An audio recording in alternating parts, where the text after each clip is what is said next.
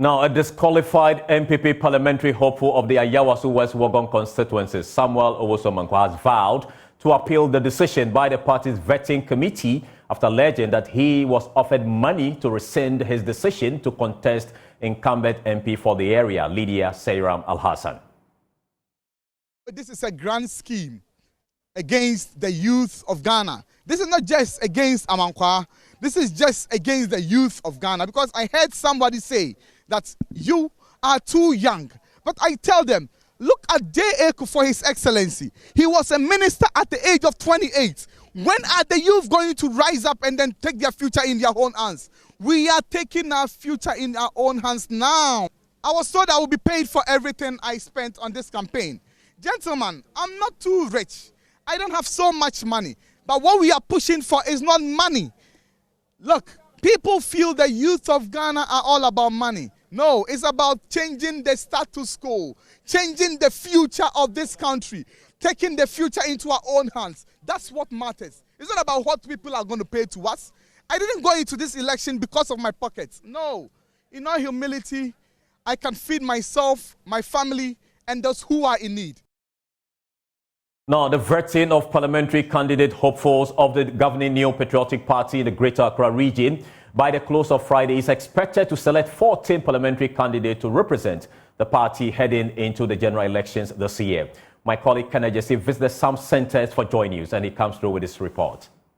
The race for the parliamentary elections of the ruling New Patriotic Party has begun as vetting commenced today to vet the possible candidates to lead in their various constituencies heading into the December 7th elections. And here at the shelter in Teshi, big wigs and popular names and faces trooped in to be vetted by their party. Let's listen to some of them. My chances are fantastic. My chances are fantastic because I have just the one message for the Domikwabenya delegates, that we need a united front to break the eight. We need to take breaking the eight seriously. And they know me. They know I'm ready to serve them with humility, with love, with care, with attention and diligence. An age of technology. Biometric is biometric. And the key I have is a biometric key. It's not a key that anybody else can just touch. So I have the biometric key. So it's a Midas touch key that no matter what you do, we can't give to anybody else.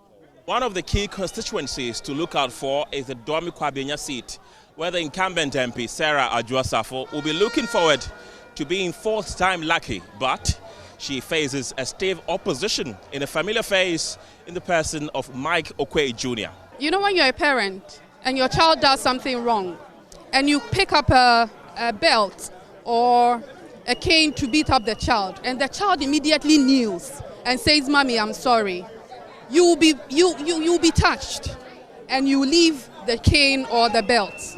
It takes a woman of courage.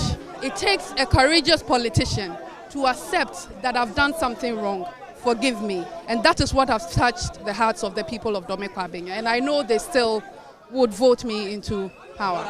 Well, I mean, we're very confident, but at the same time, we're humble to acknowledge that everything is up to God. I contested the first time in 2011. I lost. I didn't contest in 2016 because I didn't want it to look like you are chasing a seat around. I wanted to give ample time for 2 terms before I came again in 2020.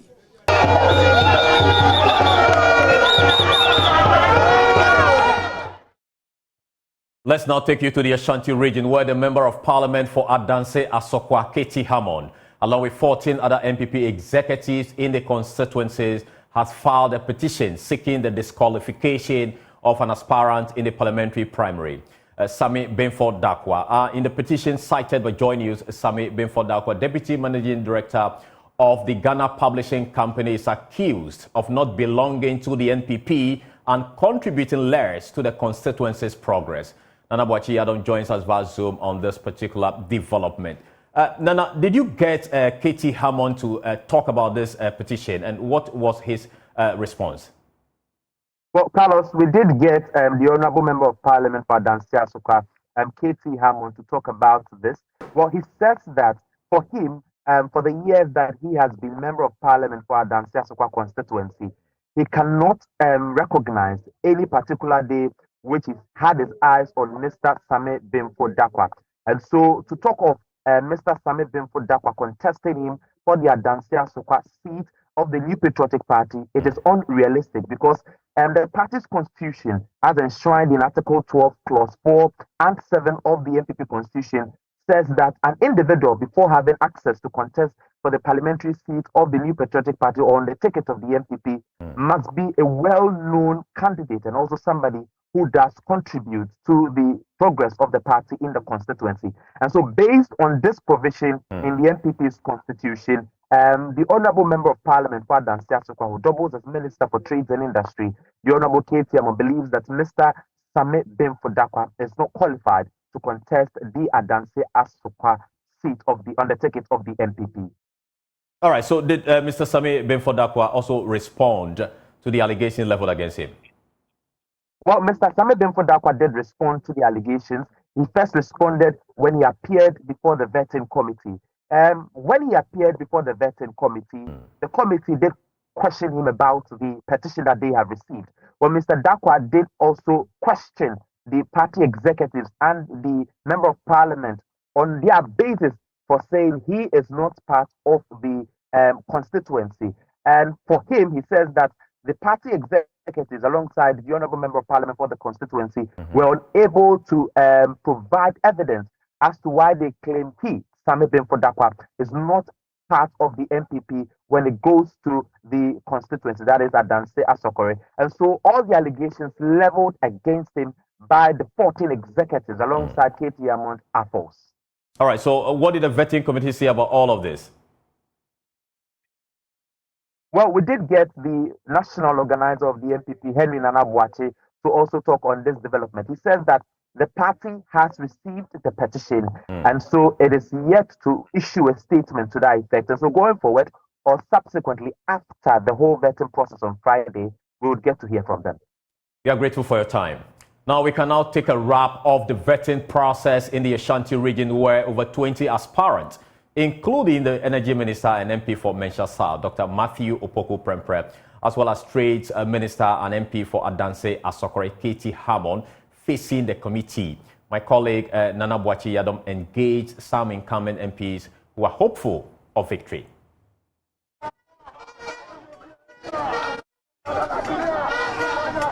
With a build-up to the 27th January parliamentary primaries for the governing New Patriotic Party, the next step is for aspirants to pass through the vetting process of the party. At the office of the Vice President, Dr. Alhaji Mahamudu Bawumia, supporters came along with the aspirants in a jubilant mood to throw their weight behind them as they pass through the vetting process today. Well, this is almost like a ritual. Positions also on ballot papers is also very pivotal and critical. It forms part of the psyche of the ordinary voter. And so I am happy to announce that I was able to choose number 1 on the ballot paper. Anybody who followed the 2020 elections will tell you clearly that indeed I was number 1 on the ballot paper. And in the 2024 elections too, I have been able to choose number 1 on the ballot paper. It clearly shows that indeed, whatever that you put your mind to, you will be able to achieve it. I have no doubt in my mind that I'm going to come out victorious on the 27th of January 2024. Oh, it was cool. It was smooth and very peaceful. Like I said, if you know what you are doing, then you can best describe it. I'm the incumbent MP. I believe in my relationship with the delegates. I've spoken with them. I know they are going to retain me. It looks very simple. Last 4 years I contested. I won with a difference of about 3,500. This time we are looking at increasing the vote. And now we have a new flag bearer, that is Dr. Mahmoud Bawumia. So we are working in collaboration with him so that we can increase the votes. And we are sure, poised of having a slight victory in Accra. Look at the vetting process. How was it? Oh, it was peaceful, so smooth. Because I'm unopposed, the atmosphere was less tense, and it was so friendly. It was more or less like conversation. So it went very well. Going into 2024, the general elections this year? We are sure of victory. You've passed through the vetting process. The main election is on 27th of January. How do you know whether I passed through the vetting process? I mean, you are done with the vetting today. And so 27, how does it look like for you? The fact that I've gone through the process doesn't mean that I'm qualified to stand. You have to go through the process and wait for the results. So I don't know what the results are going to be. But we should be hopeful that you'd qualify. How does 27... Be hopeful that I qualify. Why should I? From all economic history and everything, Dr. Mahama stands head and shoulders over John Dramani Mahama. So 2024 is a done deal for the MPP? 2024 will be a done deal for MPP. So this is a situation on ground here at the party office of the Vice President Dr. Alhaji Mahmoud Bawumia as the party holds the first day of the vetting process subsequently to the MPP's parliamentary primaries. Let's now take you to the northern part of the country, where one of the aspirants contesting for the Bimbilla slot of the New Patriotic Party parliamentary primaries, Alhaji Ahmed Nuhu Razuk El Zurag, has called for calm within the party following yesterday's disturbance in Bimbilla. Now, supporters of Alhaji Zako vandalized the party's constituency office after the party had eliminated him from the list of candidates for the vetting, which begins today. Not satisfied with the outcome, the supporters took to the streets in protest, but calm has since returned to the constituency. In a press conference in Tamale, spokesperson for Alhaji Zaruk, Alhaji Abubakar Umar, said the party has assured Alhaji Zaruk the process will be free and fair. It says the secretary, Justin Kodia, who gave him the assurance, insists the process will be fair. He has spoken to the General Secretary of MPP, Honorable Justin K. Frimpong, and has been assured of fairness and justice in the process leading to the primaries. The Regional Secretary of the MPP has also called, inviting him for vetting tomorrow at 3 p.m. So, please keep calm and relax. Alhaji Zaruk is very safe and calm where he is now. Alhaji Abubakar also explained the process they had gone through earlier, filing the forms. I want to add that I led Alhaji Zaruk to submit his nomination form to the Bimbilla Constituency Committee, Executive Committee, on Friday, the 22nd December 2023. The form was perused and accepted because all signings were done and there was nothing wrong with the form, according to the committee. I thank the youth of the constituency for their empathy. I thank the General Secretary, Honorable K. Frimpong, and the party executives, both regional and headquarters executives. I thank you, the media, and all the youth of Bimbilla constituency. Now, former President John Dramani Mahama has threatened to hold to account officials of the current administration found to be involved in corruption. Now, the NDC flag bearer noted in dismay how the national pride has been eroded through corruption and mismanagement of the economy. In his New Year message, John Mahama called on the electorate to vote the NPP out of power. We've all lived painfully through the challenges the failed Akufo-Addo Bawumia administration has inflicted on us through their reckless mismanagement of the economy, poor governance, barefaced corruption, and profligate expenditure at the expense of socioeconomic and infrastructural development. As we start the journey in this new year, I'm here to offer hope to you all. I'm committed to repairing the damage done to our economy and creating a brighter future for all Ghanaians. In addition to these interventions, I am also passionate about the fight against corruption and uprooting poor governance to ensure that our resources are used responsibly and ethically. I firmly believe a transparent and accountable government is essential for building trust and confidence in our institutions. We will hold to account members of this administration who have abused the public trust by misconducting themselves in office. But more importantly, we would also allow unfettered space for the anti-corruption agencies to deal with anybody who abuses the public trust under my administration. By strengthening anti-corruption measures, promoting good governance, and upholding the rule of law, we shall create a fairer and more equitable society where everyone can thrive. We will reduce the size of government in our bid to cut down on expenditure. We will combine ministries and remove government agencies that are duplicating each other. In other words, we in government will also tighten our belts, even as we call on our people to make whatever sacrifices are necessary for our national revival. John Mahama has also detailed plans to make his 24-hour economy vision viable. Central to the implementation of the policy is the prioritization of new recruits into the security services to provide adequate security for businesses during the extended hours. At the heart of my vision for economic revitalization is the implementation of a 24-hour economy. This innovative policy seeks to maximize productivity and efficiency by extending business hours and operations around the clock. Doing so will create a more dynamic and vibrant economy that benefits workers and businesses. A 24-hour economy will increase economic output and create well-paying jobs.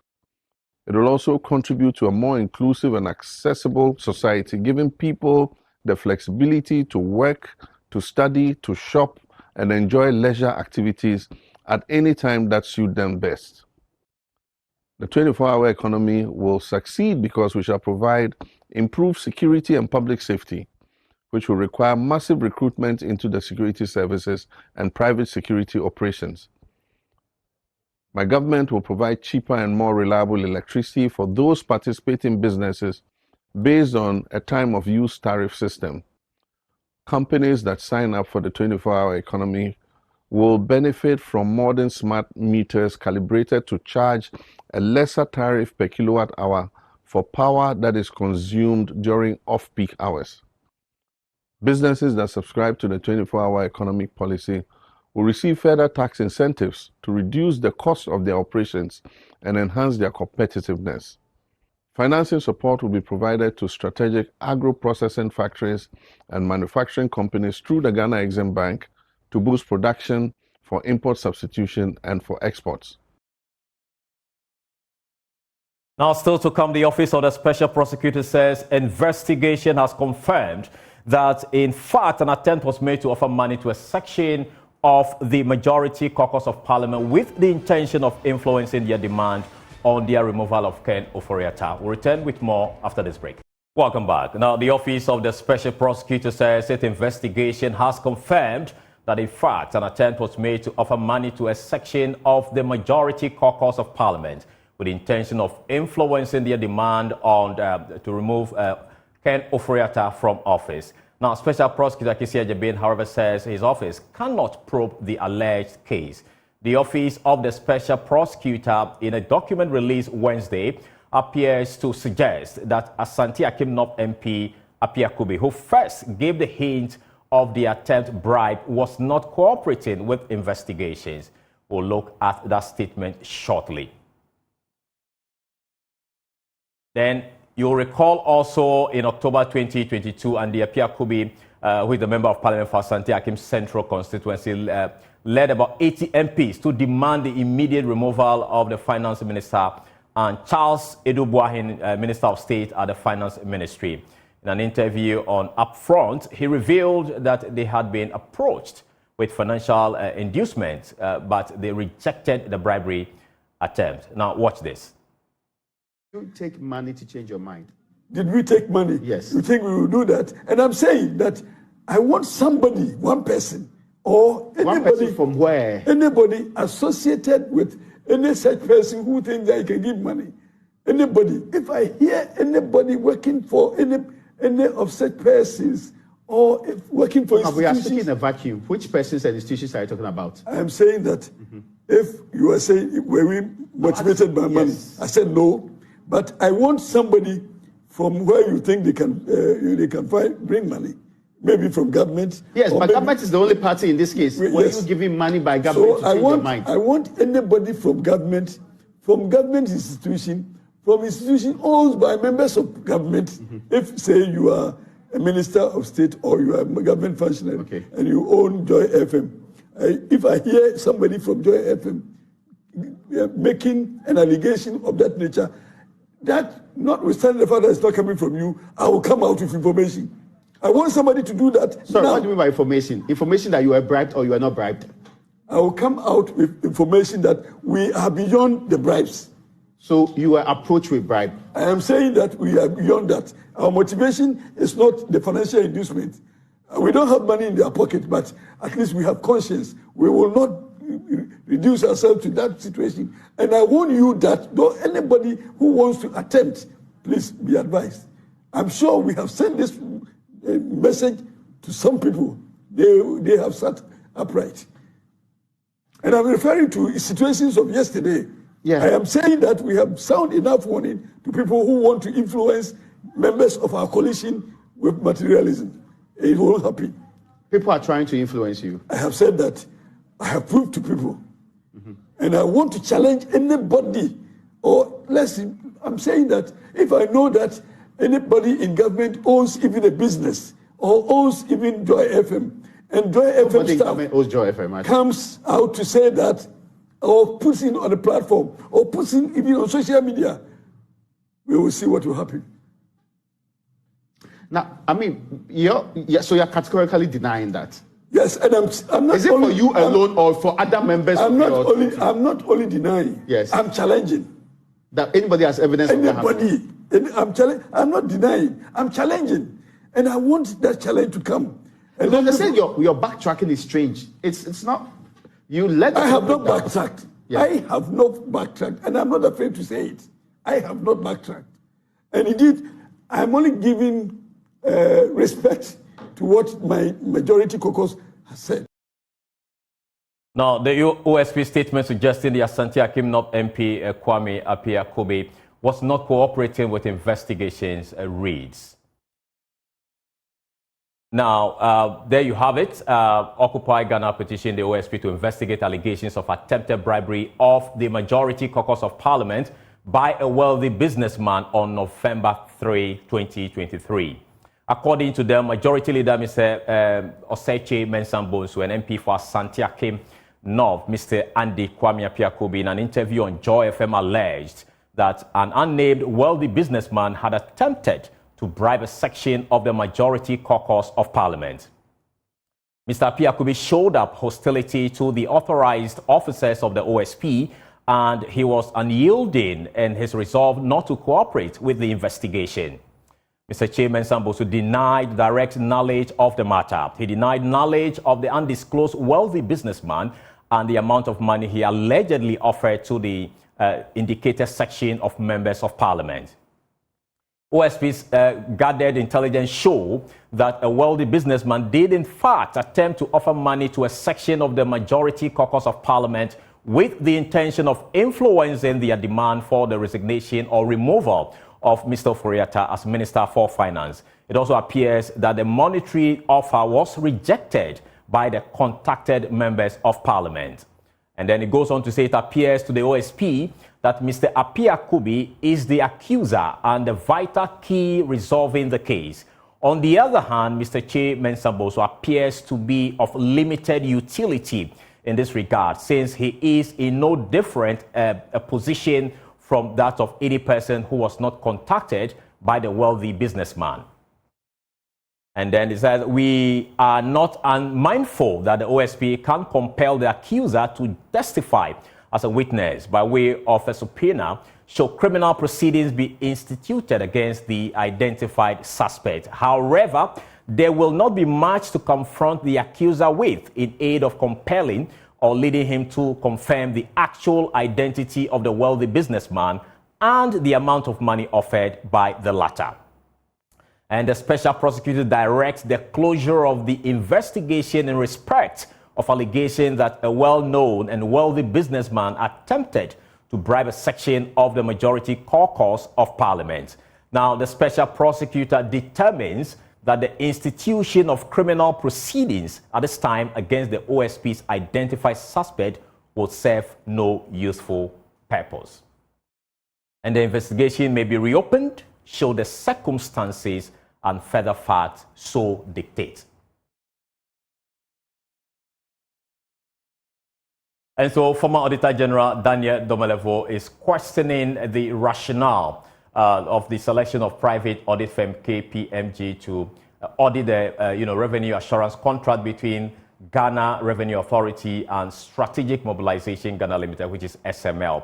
Mr. Domelevo insists the audit service is well placed to carry out the task. The directive by the president follows a documentary titled The 3 Billion Cedi Lie by the Fourth Estate, alleging that a $100 million annual contract awarded to SML for monitoring the petroleum industry is not only duplication, but does not contribute revenue savings. Daniel Domelevo spoke on the Pulse a while ago. Supreme law of this country has established for us the Office of the Auditor General, seized with the mandate to audit the entire public service, including Ghana Revenue Authority. Beyond that, a law has been promulgated to establish Office of the Special Prosecutor. Before then, we had Yoko, and even in the Constitution, we also have charge, etc. An investigation has been done. And if we are not satisfied with the findings of the investigation, and we want to do further work, be it an audit or an investigation, we have sufficient institutions or institutions existing already on the consolidated fund. Let me draw attention here. What pains me about government is the fact that whenever there is a wastage or a reported wastage, they waste more money, which are not necessary. Why will the president not activate Article 187 Clause 8? He is a lawyer, you look at it. Article 8187 Clause 8 provides that in the national interest, the president with advice from the Council of State may ask the Auditor General to conduct an audit. So why will the president not just refer this to the Auditor General? Because if the Auditor General is looking at all those things, he is seized with the power to even disallow the transaction. And if payments have been done unlawfully, he has the power under Article 187 Clause 7B to disallow and surcharge, and that will serve our interests better. It's a serious misnomer because Auditor General has that mandate already. Yoko has a mandate already. OSP has a mandate already. So when we are being told that the reputable, what makes KPM the reputable? There are several other reputable firms. So you should have said one of the reputable, but not the reputable. So it is just to throw dust into our eyes, and then they can give the contract to KPMG at the end of the day. Mark my words, nothing will come out of this. Now, we have been joined on the phone by anti-corruption crusader Vitus Azim for more on this story. First of all, what is your initial reaction to the president's call for the deal to be suspended? Well, I think that it could have gone beyond that to just terminate the contract. Because the investigation done by Fourth Estate is very clear. They have interviewed some of the key players, government institutions, who have said that that thing is not necessary. It's a duplication of effort. So that should be enough for the president to say, no, I am suspending this. But even then, how did the president choose KPMG? Was there procurement? Was there any advice? Did they follow procurement procedures? How did he just handpick that company to do that? So those are some of the questions that we need to answer. All right. So, others are calling for the president to have actually directed the audit service to have taken that particular audit, exercise. What do you make of those, concerns from other watchers of the space who believe that audit service should have actually be doing that particular job? Well, I think that is okay, but this is no longer an audit. I think the way it has reached, it should be an in-depth investigation if they are not convinced by the revelations by Bob Estate. So it's not just an audit, but more seriously, an investigation to establish that this is a serious drain on the public resources, and that something needs to be done about it. Okay, so considering the magnitude of the money involved in this deal, what do you think? Is this an issue that must be thoroughly investigated by the OSP or the IOCO or other bodies so that people get punished for this particular deal? You see, some of the things that are coming out from IOCO makes us to be a bit worried about some of the decisions of the OSP. So we might say that maybe strike as the independent body that has no loyalty to the executive may be the appropriate body. IOCO too is answerable to the executive. The police is answerable to the executive. So it's the audit service or the Auditor General and the Commission on Human Rights and Civil Justice that could do this, and we expect a more independent outcome. All right. Thank you so much, Vitus, for speaking to us here on Joy News Prime. Now, moving on, are you ready to groove? The certified biggest party of the year, Joy FM's 90s Jam, is taking you back to the era of baggy jeans, combat boots, and music that revolutionized the 90s this Friday. You don't want to miss the thrilling sounds you'll be jamming to at City Galleria close to Accra Mall. 90s songs. I'm not that old, but I know about Kojontri, who sing about love songs and about life. And then we talk about Papashi. We're singing about Anajo, Atadri kind of things that we were listening to. And then when you come to Daddy Lumba, who will tell you the kind of words to use to con a woman, So these are the song that we listen to sometimes. Fieni paye me life I say you. Yebia you. Manante. Sa come you. Titi nyumuno nya abafun. I really like the 90s because they give more advice than the current ones. Because the older ones, how they even put their words together, is a very massive one. If you can check their lyrics, if you can go through their lyrics, you will know that truly they are passing information. Because I prefer 90 music. I'm willing 100% to attend. I would love to. You're still watching Joy News Prime with me, Carlos Calon. We take a short break. We'll return with business. Please stay with us. Welcome. Let's do some business with me, Emma Davis. A banking consultant, Nana Otue Champong, is optimistic loan quality in the coming months will improve by the end of the first quarter of this year. His comment follows Fitch Solutions' prediction of a further deterioration in loan quality, although banks will try to improve their loan books. Speaking to Joy Business, Nana Otue Champong said high inflation and high interest rates accounted for the decline in loan quality. Get a little bit worse before it gets better. Now, the high inflation rate, the high interest rate have not helped. The Ghana Association of Banks released the Ghana reference rate this morning, which is at 32%. Now, you then have to add the risk premium of the various lenders, which ranges between 2 and 7%. So at the tail end of 7% for, say, a typical SME, that is putting interest rate around 40%. That is very high, and therefore it will take some time until the rates start coming down. Things can really get worse. But there is a light at the end of the tunnel, that things will get better once we go through the end of the first half of the year. The loan quality has deteriorated to some extent, but it can get better once the policy rate starts coming down in tandem with inflation rate. Then it will force the Ghana reference rate to also come down, which will mean that new borrowings will receive a better traction than existing or old borrowing.